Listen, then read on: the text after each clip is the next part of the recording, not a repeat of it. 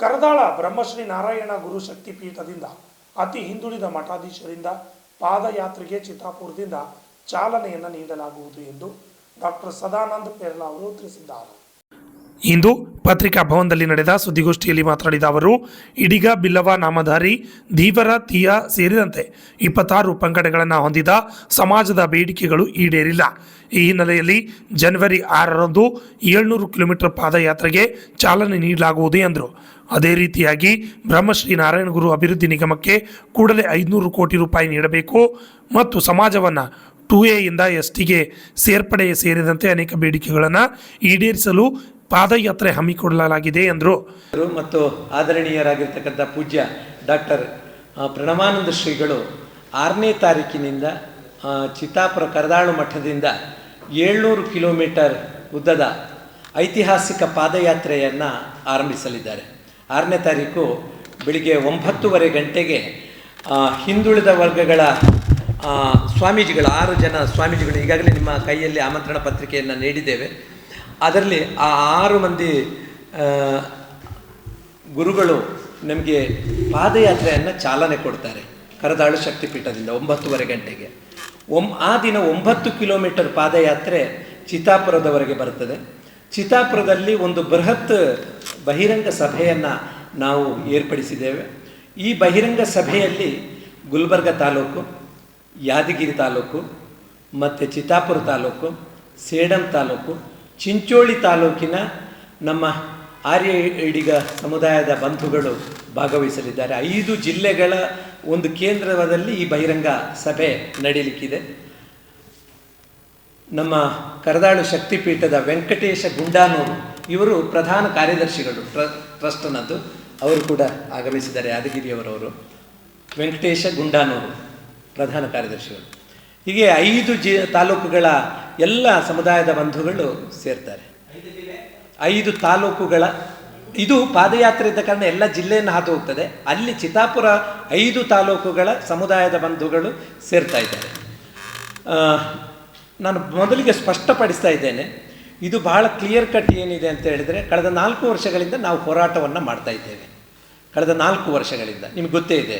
ಚಿಂಚೋಳಿಯಿಂದ 80 kilometre ಪಾದಯಾತ್ರೆ ಕಲಬುರಗಿಯವರೆಗೆ ಮಾಡಿದೆವು. ಮಾಡಿ ಉಪವಾಸ ಸತ್ಯಾಗ್ರಹವನ್ನು ಮಾಡಿದಾಗ ಆವಾಗ BJP ಆಡಳಿತದಲ್ಲಿತ್ತು, ಕಾಂಗ್ರೆಸ್ ಪ್ರತಿಪಕ್ಷದಲ್ಲಿತ್ತು. ಆಗ ಕಾಂಗ್ರೆಸ್ನ ಎಲ್ಲ ಈ ಭಾಗದ ಶಾಸಕರು, ಗಣ್ಯರು, ನಾಯಕರು ಎಲ್ಲ ಬಂದು ನಮ್ಮನ್ನು ಎಬ್ಬಿಸಿದರು. ನಮ್ಮ ಸರ್ಕಾರ ಮುಂದೆ ಬರ್ತದೆ, ನಾವು ನಿಮಗೆಲ್ಲ ಸಹಾಯ ಮಾಡ್ತೇವೆ, ನಮ್ಮ ಸರ್ಕಾರ ಬಂದಾಗ ನೀವು ಎಲ್ಲ ಇಟ್ಟ ಬೇಡಿಕೆಗಳನ್ನು ಈಡೇರಿಸ್ತೇವೆ ಅಂತ ಅಂದರು. ಅವರ ಮಾತುಗಳನ್ನು ನಂಬಿಕೊಂಡು ಇವಾಗ ಸಚಿವರು ಕೂಡ ಆಗಿದ್ದಾರಂಥವರು, ನಿಮ್ಗೆ ಗೊತ್ತಿದೆ. ಹಾಗೆ ಆ ಒಂದು ನಮ್ಮ ಉಪವಾಸ ಸತ್ಯಾಗ್ರಹವನ್ನು ಅಲ್ಲಿ ಮೊಟಕುಗೊಳಿಸಿ ಇದ್ದೆವು. ಆನಂತರ ಕೂಡ ನಮ್ಮ ಬೇಡಿಕೆ ಬಗ್ಗೆ ಯಾರು ಸ್ಪಂದನೆ ಮಾಡದಿದ್ದಾಗ ಮಂಗಳೂರಿನಿಂದ 680 ಕಿಲೋಮೀಟರ್ ಪೂಜ್ಯ ಪ್ರಣವಾನಂದ ಶ್ರೀಗಳು ಪಾದಯಾತ್ರೆಯನ್ನು ಕೈಗೊಂಡರು. ಆವಾಗ BJP ಸರ್ಕಾರದ ಕೊನೆಯ ಹಂತ ಇತ್ತು.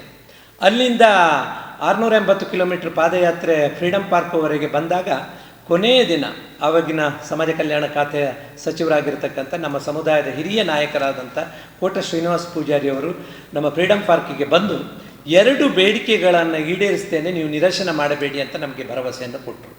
ಯಾಕೆ ಇದನ್ನು ನೆನಪು ಮಾಡ್ತಾ ಇದ್ದೇನೆ ಅಂತ ಹೇಳಿದರೆ, ಅವತ್ತು ಯಾಕೆ ಬಿಟ್ರಿ ಅಂತ ನೀವೇನಾದ್ರು ಪ್ರಶ್ನೆ ಕೇಳಿದ್ರು ಕೂಡ ಅದಕ್ಕೆ ಉತ್ತರ ಅದೇ.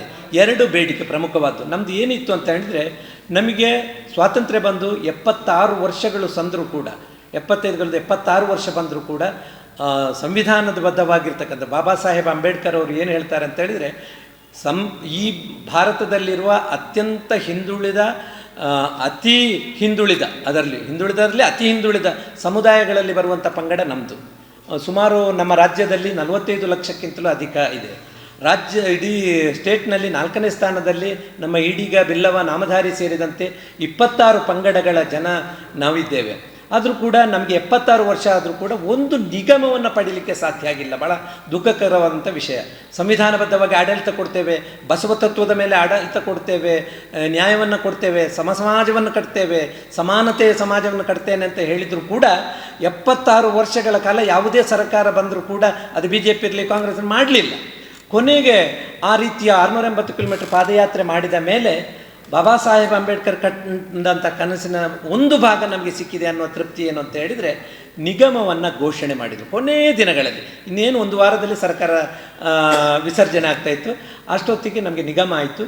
ಇನ್ನೊಂದು ಕುಲಶಾಸ್ತ್ರೀಯ ಅಧ್ಯಯನಕ್ಕೆ ಮಾನ್ಯ ಕೋಟ ಶ್ರೀನಿವಾಸ ಪೂಜಾರಿಯವರ ಸಮಾಜ ಕಲ್ಯಾಣ ಇಲಾಖೆಯಿಂದ 25 ಲಕ್ಷ ರೂಪಾಯಿ ಆರ್ಥಿಕ ಇಲಾಖೆ ಅನುಮೋದನೆಯನ್ನು ಕೊಟ್ಟು ಕಳಿಸಿದರು.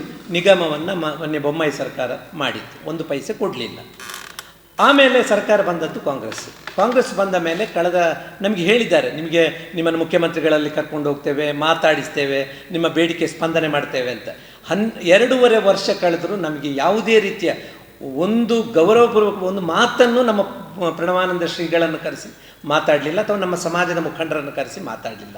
ಆ ಕಾರಣಕ್ಕಾಗಿ ನಾವು ಏನು ಮಾಡಿದೆವು, 2.5 ವರ್ಷ ಕಾದಾದ ಮೇಲೆ ಇನ್ನು ನಮ್ಮ ಹೋರಾಟದ ಕಣಕ್ಕೆ ಇಳಿಬೇಕು ಅನ್ನುವ ನಿರ್ಧಾರದಿಂದ ಪೂಜ್ಯ ಸ್ವಾಮೀಜಿಯವರು ಇಡೀ ನಮ್ಮ ಕರ್ನಾಟಕದ ಎಲ್ಲ ಜಿಲ್ಲೆಗಳಿಗೂ ಸಂಚರಿಸಿ ಅಭಿಪ್ರಾಯವನ್ನು ಸಂಗ್ರಹಿಸಿ ಮಹಾನ್ ಮುಖಂಡರು ಎಲ್ಲರದ್ದನ್ನು ಮಾತುಕತೆಗಳನ್ನು ಮಾಡಿ ಒಂದು ಬೃಹತ್ ಐತಿಹಾಸಿಕ ಪಾದಯಾತ್ರೆಯನ್ನು ಚಿತ್ತಾಪುರದಿಂದ ಮಾಡ್ತಾಯಿದ್ದೇವೆ. ಚಿತ್ತಾಪುರದಿಂದ ಯಾಕೆ ಅಂತ ಕೇಳಿದರೆ, ನಮ್ಮ ಶಕ್ತಿಪೀಠ ಇರುವುದು ಚಿತ್ತಾಪುರದಲ್ಲಿ. ಆ ಚಿತ್ತಾಪುರದಿಂದ ನಾವು ಪಾದಯಾತ್ರೆಯನ್ನು ಪ್ರಾರಂಭಿಸಿ ಅದು ಚಿತ್ತಾಪುರ ತಾಲೂಕಿನ ಕರದಾಳಿಂದ ಸ್ಟಾರ್ಟ್ ಮಾಡಿ ಚಿತ್ತಾಪುರ, ವಾಡಿ, ಶಾಬಾದ್, ಜೇವರ್ಗಿ, ಶಾಪುರ ಮತ್ತು ದೇವದುರ್ಗ ಕ್ರಾಸ್ ಆಗಿ ರಾಯಚೂರು ಜಿಲ್ಲೆಯನ್ನು ಪ್ರವೇಶಿಸ್ತದೆ. ಈ ಮಧ್ಯೆ ನಮಗೆ 15 ಕಡೆ ಬೃಹತ್ ಬಹಿರಂಗ ಸಭೆಗಳನ್ನು ಮಾಡ್ತಾಯಿದ್ದೇವೆ. ಇದಕ್ಕೆ ನಮ್ಮ ರಾಜ್ಯದ ಎಲ್ಲ ಸಮಾಜದ ಮುಖಂಡರು ಕೂಡ ಬರ್ತಾ ಇದ್ದಾರೆ. ಮುಖ್ಯವಾಗಿ ಚಿತ್ತಾಪುರದ ಉದ್ಘಾಟನಾ ಕಾರ್ಯಕ್ರಮಕ್ಕೆ ಈಗಾಗಲೇ ಆಮಂತ್ರಣ ಪತ್ರಿಕೆ ತಮ್ಮ ಕೈಯಲ್ಲಿದೆ. ನಮ್ಮ ಕೋಟ ಶ್ರೀನಿವಾಸ ಪೂಜಾರಿಯವರು ಉದ್ಘಾಟನೆ ಮಾಡ್ತಾರೆ. ಅದರಲ್ಲಿ ನಮ್ಮ ತೆಲಂಗಾಣದ ನಮ್ಮ ಸಮುದಾಯದ ಸಚಿವರಾಗಿರ್ತಕ್ಕಂಥ ಶ್ರೀನಿವಾಸ್ ಗೌಡ ಅವರು ಇರ್ತಾರೆ. ಜೊತೆಗೆ ಹಿರಿಯರಾದಂಥ ಶ್ರೀನಾಥ್ ದಣಿಗಳು ಇರ್ತಾರೆ. ಮತ್ತು ಹಿರಿಯ ಮುಖಂಡರಾದ ನಮ್ಮ ಕಲ್ಯಾಣ ಕರ್ನಾಟಕ ಭಾಗದ ಹಿರಿಯ ಮುಖಂಡರಾಗಿರ್ತಕ್ಕಂಥ ಮಾಜಿ ಸಚಿವರಾದ ಮಾಲಿಕಯ್ಯ ಗುತ್ತೇದಾರ್ ಅವರು ಆ ಕಾರ್ಯಕ್ರಮದಲ್ಲಿ ಉದ್ಘಾಟನಾ ಸಮಾರಂಭದಲ್ಲಿ ಭಾಗವಹಿಸಿ ನಮಗೆ ಶುಭ ಹಾರೈಸಲಿದ್ದಾರೆ. ಹೀಗೆ ಪ್ರಮುಖ ನಾಯಕರು ಮತ್ತು ಎಲ್ಲ ಪಕ್ಷದ ಸುಭಾಷ್ ಗುತ್ತೇದಾರ್ ಅವರು ಕೂಡ ಇರ್ತಾರೆ. ನಾವು ಎಲ್ಲ ಪಕ್ಷದವರನ್ನು ಎಲ್ಲ ಸಂಘಟನೆಯನ್ನು ಕೂಡ ಆಹ್ವಾನಿಸ್ತೇವೆ. ಯಾಕೆಂದರೆ ಅತಿ ಹಿಂದುಳಿದವರ ಒಂದು ಹೋರಾಟ ಇದು ಒಂದು ಭಾಗ. ಆದ ಕಾರಣ ನೀವು ನಮಗೆಲ್ಲರೂ ಬೆಂಬಲ ಕೊಡಬೇಕು, ನಮ್ಮ ಬೇಡಿಕೆಗೆ ಸ್ಪಂದನೆ ಮಾಡಬೇಕು ಅಂತೇಳಿ ಅವರಿಗೆ ಎಲ್ಲ ಮನವಿ ಕೊಟ್ಟಿದ್ದೇವೆ. ನಮ್ಮ ಎಲ್ಲ ನಾಯಕರನ್ನು ಮನೆ ಮನೆಗೆ ಹೋಗಿ ಭೇಟಿಯಾಗಿದ್ದೇವೆ.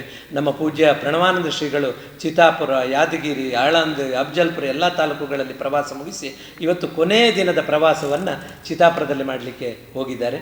ಹೀಗೆ ಈ ಒಂದು ಕಾರ್ಯಕ್ರಮದಲ್ಲಿ ಈ ಸುದ್ದಿಗೋಷ್ಠಿಯಲ್ಲಿ ಕುಪೇಂದ್ರ ಗುತ್ತೇದಾರ್, ವೆಂಕಟೇಶ ಕಡೇಚೂರ್, ಮಹೇಶ್ ಗುತ್ತೇದಾರ್, ರಾಜೇಶ್ ಗುತ್ತೇದಾರ್, BM ರಾವೂರ್, ಮಲ್ಲಿಕಾರ್ಜುನ್ ಅವರು ಹಾಜರಿದ್ದರು. RJ32 Kannada news bureau report. RJ32 Kannada news.